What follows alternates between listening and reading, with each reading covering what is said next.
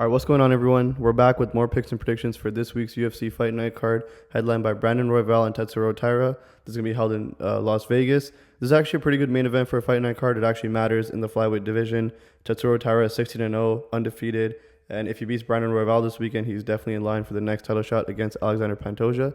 So let's quickly recap how we did for UFC 307. We had a great card betting-wise. We're up about 3 units. We'll quickly recap those bets and then hop into the picks and predictions for this weekend. All right, let's quickly recap UFC 307's bets. We had a really good card betting-wise. We're up 3.29 units in net profit last week. We bet 4.8 units, so that's actually a crazy return considering we didn't even bet much. I thought it was a pretty difficult card to bet on. It proved to be, but that's why I lowered a lot of the unit sizes last week. I like to keep it pretty consistent. If there's cards where I don't feel that confident, I definitely lower the size. So as you can see before, we're probably betting like 7 to maybe close to 8 units per card. We lowered that to 4.8 last week because of the low confidence, but we came out with 3.29 units, so we actually had a great time betting last weekend. And the 2 bets we lost were Jose Aldo money line and Kayla Harrison and Ketlin Vieira to go under 2.5 rounds. Now, the Kayla Harrison bet, I think, that was a bad one. Harrison did not look as dominant as I thought she would, and that's something to note going forward. But she still got the win. She was a clear winner in that fight. And then the Jose Aldo one, I mean, to be honest, I feel like we should be 6 for 7. My view of the judging criteria in UFC is pretty clear. It says effective striking, effective grappling is the first thing that's scored. And the way I think damage plays a role into those 2 statements is that you can grapple and do damage. Damage is not just striking. So that's like my opinion. I think in rounds 2 and 3, Jose Aldo was the clear damage winner through effective striking. And while Mario Batista did grapple, I think calling that grappling effective is pretty pointless. Like, that is not effective grappling. Effective grappling is like what Renato Moicano did to BSD in round 1. That's hella effective grappling. What Mario Batista did is just grappling. That shit was not effective. He held Jose Aldo up. He didn't do any damage to him. I think the clear damage winner in rounds 2 and 3 was Jose Aldo. So I'm going to say that if I watch that fight again and I had to bet, I'd bet Jose Aldo all over again. You can say that, Aldo didn't do anything to reverse the position. I agree. That's something that he should do. But at the end of the day, in that round, he had already done more effective striking than Mario Batista's effective grappling. So if he wants to sit there and Batista's holding him there, I think that's fine because he's winning the round. Unless Batista is going to take him down or do some crazy clinch strikes, in which if Batista started throwing some heavy clinch strikes, he wouldn't be able to hold Aldo there. The only reason why he was holding Aldo there is because he was taking no risk and doing no damage. So I think at the end of the day, Aldo won that fight in my opinion. We still lost the bet though. It is what it is. Overall, still great card. Austin Hubbard at plus 3.5 played out exactly how I said it would. We knew Hubbard trained at elevation. We knew he had the better gas tank. I picked Hubbard to win, but I like the odds on the plus 3.5, and that's what we took. It ended up paying off since Hubbard obviously lost the fight, but he definitely won that 3rd round very clearly. And to the judge that gave the Hubbard the 30-27, that kind of cashed the bet in for us almost automatically. But that was a pretty bullshit scorecard. Hubbard did not win 30-27. So, yeah, the plus 3.5 was a great spot, though, over there. Tim Means versus Court McGee under 2.5 rounds. I think that was a great pick as well. We see Court McGee get the submission. I actually thought it would be the other way around with Court McGee being chinny and Tim Means catching him. But, bet cash in either way. We'll take those. Alex Pereira to win by knockout. Hit that. And Cesar Almeida obviously won with that really weird fight. I kind of wish that referee was in the Aldo fight. And yeah, aside from that, Marina Rodriguez and Lucindo to go over 2.5 rounds, that was a lock. And I parlayed that with Roman Dolidze's money line, which, Roman Dolidze ended up breaking Kevin Holland's rib, or Kevin Holland broke his own rib, however you want to look at it. That one cashed in, and then Buckley with the knockout on Wonderboy, which was sad to watch, but, from betting spot, that was good. And Tisha Pennington ended up winning. So, yeah, 3.29 units in profit. We had a great card last week. And, yeah, let's jump right into the picks and predictions for this weekend. All right, guys. First fight on the card, we have Junior Tafa versus Sharaf. This was a late replacement. Junior Tafa was supposed to fight Chris Barnett up until last night, who withdrew. So now his opponent is Sharaf on short notice. Sharaf is 4-0. This is UFC debut. He's fighting in a promotion called LXF. And prior to this, Sharaf is ex-military. Junior Tafa, we know, is a kickboxer. We know his losses in the UFC, at least. He's 1-3, and his losses are normally coming from people who are taking him down, aside from maybe the Marcos Rogerio de Lima fight. But yeah, Muhammad Usman, Walter Walker, these guys are taking him down and kind of beating him up on the ground. And that's where his game is kind of broken. Sharaf is interesting. He's 4-0, and all his fights are round one knockouts. To be honest, I'm not gonna spend too much time on this fight. I think this is a pretty BS fight. If you want to bet Sharaf as a dog, seems like he has power. I watched some tape on him. The fights are really quick. You actually can't tell. I think he can actually go to the ground. Not sure if he's talented enough to just purely do like some wrestling dominated game plan on Junior Tafa, even though obviously Junior Tafa can be taken down pretty easily. Not sure if Sharaf has that type of ground game. It's just hard to tell. All these are 1-round fights, so it's really hard to tell when it comes to Sharaf. But it seems like he can go to the ground. He does have power. He can beat you up. Probably if you want to bet on this fight, bet an under or something. But I'm going to go ahead and I'm going to just say pick Sharaf. There's no odds yet. I would probably just bet a dog in this fight if I had to, because there's no way I'd bet Junior Tafa as a crazy favorite. I think that's a really dumb thing to bet on. But yeah, I'm going to go with Sharaf. Seems like he can go to the ground. They both have knockout power. Tafa's a more like cleaner technical striker, but in heavyweights that tends to not even matter. So I'm going to go with Sharaf. This is a pretty BS fight, though. We'll move on to the next one. All right, next fight on the card, we have Julia Polastri versus Cory McKenna. This is a pretty ass fight also. This is a crazy start to the card. And I'm going to go with Julia Polastri. She's a slight favorite. I'm not going to spend too much time here. Cory McKenna has one game plan, is to take you down and hold you there. And if she can't do that, she loses the fight. She lost to Elise Reed in 2022 by split decision because she couldn't hold Elise Reed down. And that's not a good look. She had 2 UFC wins after that against Miranda Granger, this other girl that I actually have no idea who she is. I've never heard of her. Then she lost in 2024 to Amarim by an armbar in round 1. And, losing to Amarim is not, obviously Amarim is really good, but that just proves that, if she can't take you down and hold you there, she's not going to, who would want to take Amarim down? Obviously, you're going to strike with someone like Amarim because you don't want those submissions to be at play. And Cory McKenna clearly decided to take her down anyways, and that's just how, stupid and one-dimensional her game plan's going to be. So I'm going to go with Julia Polastri to win here. I think she just doesn't get held down. She does more damage. She's more dangerous. And yeah, I'm going to go with Julia Polastri. Once again, pretty trash fight. All right, now up the card, we have Dan Argueta versus Cody Haddon. This is a pretty good fight in my opinion. Cody Haddon looked really good in his Contender Series performance against Billy Bryan. Had got the rear naked choke in round 1 in that fight. And Dan Argueta is kind of on a little streak of bad luck. Now, you'll see Dan Argueta's form recently. He lost to Jean Matsumoto. He was winning that fight. I actually had a bet on Matsumoto that fight. I think Jean Matsumoto is pretty good. But, Dan Argueta was able to pressure wrestle Jean. Got caught in the gilly in the end of round 2. Literally 4 minutes and 59 seconds. Tapped with 1 second left. And yeah, he just kind of stuck his neck out for too long. Got caught in the gilly there. Before that, Miles Johns, no contest. Miles Johns won that fight. But, Johns is a pretty good fighter. He has power in his hands. Strong wrestling base. So it's kind of the anti-Dan Argueta. So Johns is a decent loss. I mean, it was a no contest because I think there was some drug testing gone wrong for Miles Johns. But, Miles Johns definitely beat him. No contest to Ronnie Lawrence with that premature stoppage. So he's kind of on a little streak of bad luck. And when it comes to Dan Argueta, he's going to pressure wrestle for 3 rounds, and he can do it. And when it comes to someone like Cody Haddon is a really clean boxer. Great boxing, and he's definitely going to be able to piece Dan Argueta up on the feet. It's just Dan Argueta doesn't really give you much space. Right when the bell rings, he's kind of in your face, looking for takedowns, getting in the clinch, chain wrestling until he gets one, taking your back, doing whatever it needs to be done. And then on the other side, Cody Haddon's also a Brazilian Jiu-Jitsu black belt, if I'm not mistaken. He has great submissions. Like I said, round 1 rear naked choke in his Contender Series performance. So Cody Haddon is more dangerous everywhere, on the feet, on the ground. Haddon is the more dangerous one. But can Argueta just go and do his game plan and be the minute winner? I mean, we've never seen Cody Haddon against a pressure wrestler like Dan Argueta, and I know Dan Argueta is a decently sized underdog in this fight. I'm going to pick Haddon because I think Haddon is more dangerous everywhere. But, I wouldn't sleep on Dan Argueta in this fight, only because his path to victory is just so linear. He's going to go in there, and we've seen him do this. We've seen him go in there and just take all of round 1 away just by, clinch, chain wrestling, doing all those things I said earlier. So Dan Argueta can definitely go in there and steal a round, and then now you go into rounds 2 and 3, and Haddon has to win both of them. That's interesting. I'm going to pick Haddon, though. Haddon's more dangerous on the feet, more dangerous on the ground.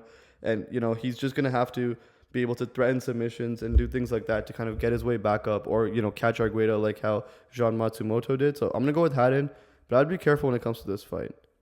All right, now up the card, we have Pat Sabatini versus Jonathan Pearce. I'm going to go with the underdog here. I'm going to go with Pat Sabatini. Now, with this fight, once again, we know Jonathan Pearce's game plan. Pat Sabatini is probably better on the feet here, and Jonathan Pearce is going to want to take him down, stay on top, rack up control time, wrestle heavy game plan. But Pat Sabatini is also one of those really high-level submission artists. He beat Niko Price in a grappling match with a Suloyev stretch. He's just has a ton of submissions in the locker. I think when it comes to it, Sabatini is going to be more dangerous, more live for a finish.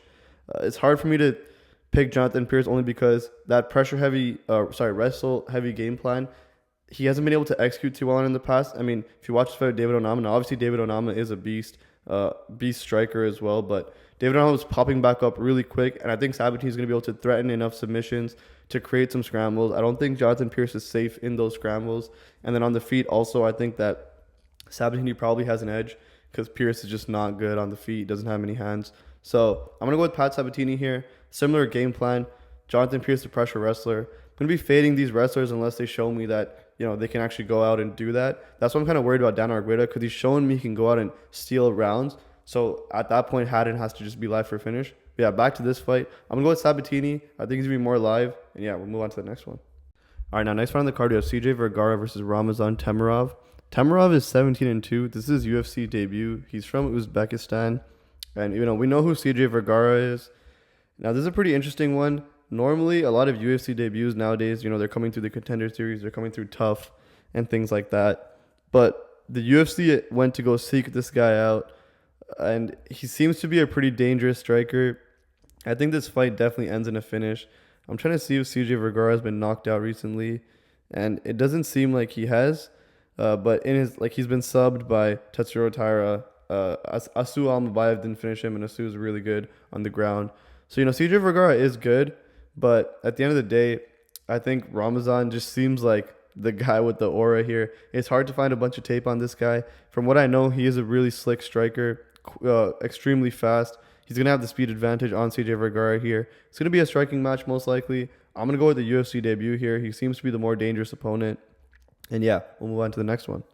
All right, now up the card, we have Clayton Carpenter versus Lucas Rocha. This is also a pretty good fight. I'm going to go with Clayton Carpenter here. He is the favorite. And I'm pretty confident that Clayton Carpenter beats Rocha in this fight. Now, Lucas Rocha reminds me of Felipe Dos Santos. Felipe Dos Santos is actually really good on the feet. He's going to keep up with a lot of people. High-level UFC comp. He made his debut short notice against Manel Kape. And that's kind of what Lucas Rocha reminds me of.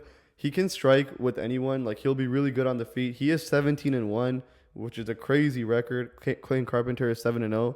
But Carpenter is more experienced than 7-0. He's been fighting for a while. So I wouldn't let that bother you.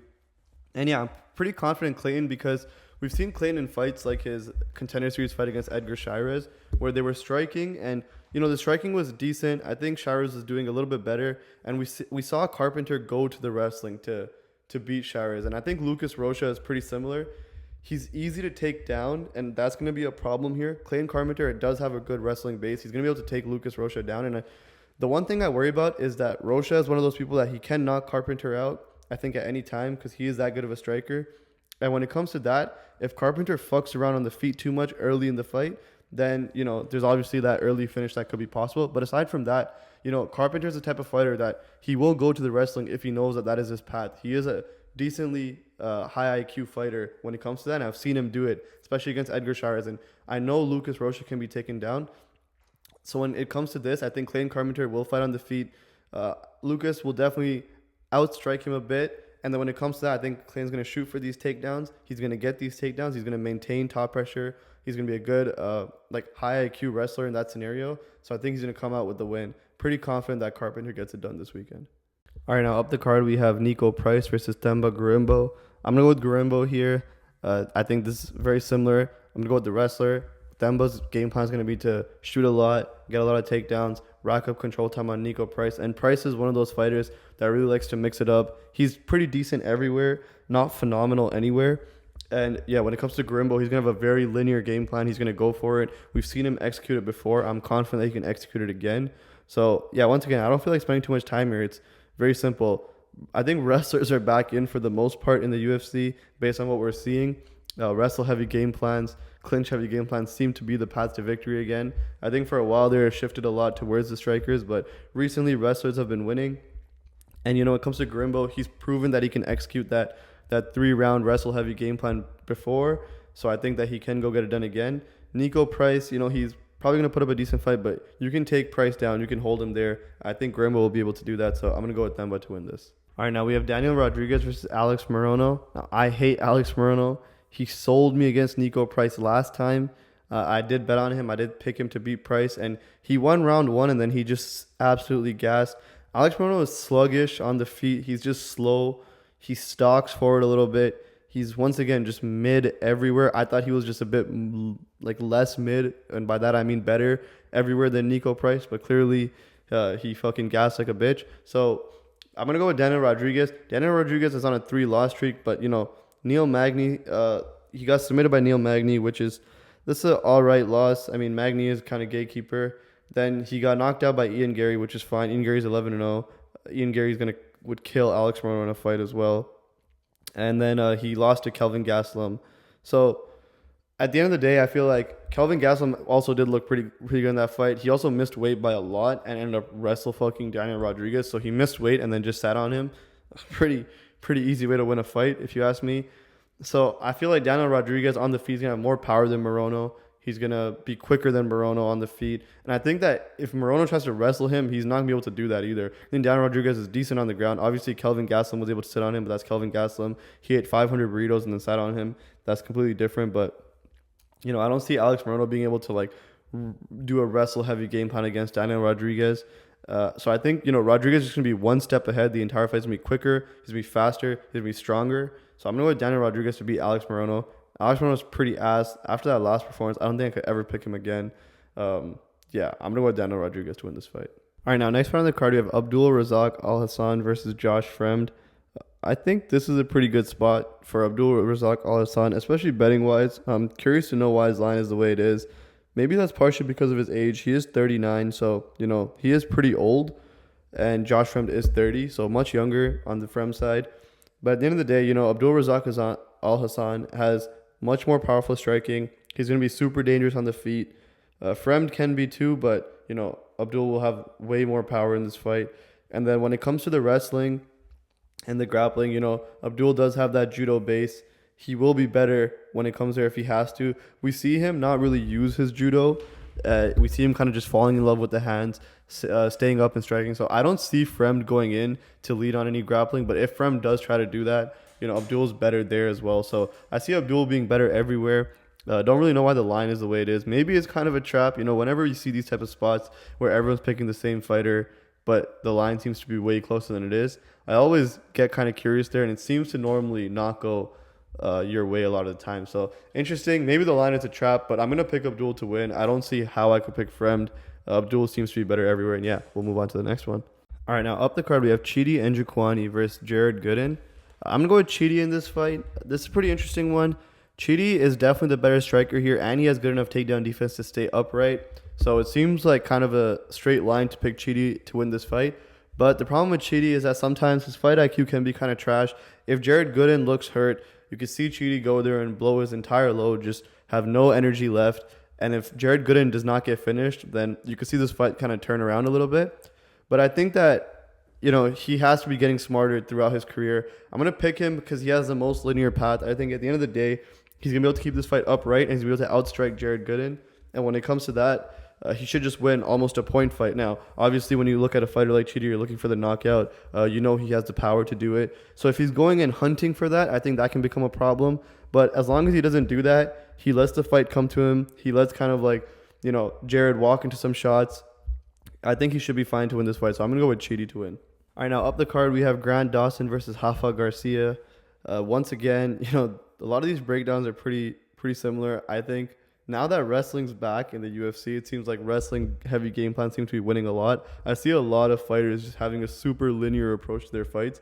I mean, Grant Dawson is not new to this. Grant Dawson has always been like this. So, Grant Dawson definitely is the pick here. He's minus 400, so he's a heavy favorite. And we know what his game plan is going to be. He's going to ride it out. I wouldn't play him by finish. He doesn't seem to be nearly aggressive enough to go for a finish. Rafa Garcia is also Mexican. He's got that Mexican chin. He's pretty durable, I would say. So, Grant Dawson by decision, probably a hammer play, to be honest. Grant Dawson will be able to take him down, hold him there, be boring, get the win. Yeah, you know how it goes. So yeah, not gonna spend too much time on this one either. I feel like I'm saying that about a lot of these fights, but Grant Dawson's gonna sit on him and get the win by decision. All right, now in our co-main event, we have Brad Tavares versus Jun Young Park. I'm actually going with the underdog here. I'm going to go with Brad Tavares to get the win. In a lot of Jun Young Park's wins, something I've noticed, and I think a lot of other people have noticed this too, is that Jun Young Park has to incorporate a lot of wrestling into his wins. He has to mix it up quite a bit with the striking and the wrestling, kind of like a Niko Price almost. But Brad Tavares has really good takedown defense. I don't see him letting that happen. And if this just becomes a fight that's stuck on the feet, I think Tavares is more technical. I think Tavares is going to be the better striker over 3 rounds. I think he's going to slowly start to pull away, especially late in the second, early in the third round. You'll see Brad Tavares start pulling away in this fight. So I'm actually going to go with the underdog. I think this is a good spot for Brad Tavares. You know, Brad Tavares is 36, so he's not too young, but Jun Young Park is 33, not much of an age difference. So I wouldn't be worried about the age too much. And then reach, Tavares has a 1-inch reach advantage, so nothing crazy there. Yeah, I think Tavares will be able to keep this fight standing, and if Jun Young Park gets stuck on the feet, not being able to mix in any wrestling, I think when that's the only threat coming his way towards Tavares, I don't think Tavares is going to lose this fight. So yeah, I'm going to go with the underdog here. All right, now jumping into the main event, we have Brandon Royval versus Tatsuro Taira. I actually do like this as a main event for a fight night card. Tatsuro Taira is 16-0. Obviously, Brandon Royval has been there at the top of the top 5 for a very long time in the flyweight division. Now, I'm going to go with Tatsuro Taira to keep his undefeated record, to get the dub against Brandon Royval here. Now, I can understand why people like Royval in this spot. Royval is just much more tested. He's fought the much better competition. Obviously, he's had those wars with Morono, those wars with the champ Pantoja. Well, won the rematch against Morono, lost 2 to Pantoja, but he's been getting better in those rematches, obviously. Beating Morono, so obviously got better in that one. And then the second one versus Pantoja, he did put up a good fight. So I can understand why people like Royval. But Royval brings almost no danger to the table in this fight against Tatsuro Taira. Tatsuro Taira has more power. He's quicker, I think. He has better hands. He has better wrestling. He has better grappling, more of a submission threat. I think Tatsuro Taira is literally better everywhere than Brandon Royval. The one reason why I think that Royval could win this fight is, one, he's just super game, and when you level up your competition to a point of like Brandon Royval here, obviously the Alex Perez fight, Alex Perez is good competition, but that fight ended early in round 2 because of that injury. Now, you could say, you know, Tatsuro Taira caused the injury, sure. I don't really know how I feel about things like that, but when you're jumping up in competition to a Brandon Royval, you can see like a dog in someone where normally your opponents would be out of there. Brandon Royval is still there. He's still standing, and this will be Taira's first 5-rounder. So, you know, this is an interesting spot. I think that Tatsuro Taira can beat Royval everywhere. I think he will be the better fighter, so it's really hard for me to pick against him. I'm going to pick Taira, but at the end of the day, if this goes 5 rounds and Taira gets into those deeper waters like he hasn't been before, you know, that's uncharted territory, so I can understand why people are kind of worried about that, but I'm going to go with the better fighter. I can't pick against Taira in this fight. Tatsuro Taira to get the win, keep his undefeated record, and then, you know, challenge Alexander Pantoja for the belt next. All right, guys, and that is all the picks and predictions for UFC Vegas 98, Brandon Royval versus Tatsuro Taira this weekend. Definitely check out our Instagram, check out our Discord. The community is growing quite a bit on Discord, so I love that. The Discord is also fully free, so links are in our bio on all of our socials. Hop into our Discord. We have a great community of people you can chat with, discuss any fight you want, you know, just a thriving MMA community, which is what we're trying to build. So definitely hop in the Discord. It's fully free. If you do want to get premium's been on absolute fire. We've been printing units every single card outside of the Sphere card, but we've been printing units every other card on kopicks.win. It's $20 a month. It supports us, helps us keep doing what we're doing, helps us build. But obviously, if you don't want to do that, it's fine. Just hop in the community. We love having everyone in the Discord. And, you know, check out our Instagram. Our host has been doing really good on Instagram as well. So hop into the Instagram, hop into the Discord. And, yeah, if you want to join Premium, check out kopicks.win. Hopefully, we all have a good card. Good luck on everyone's bets, and see you guys next week.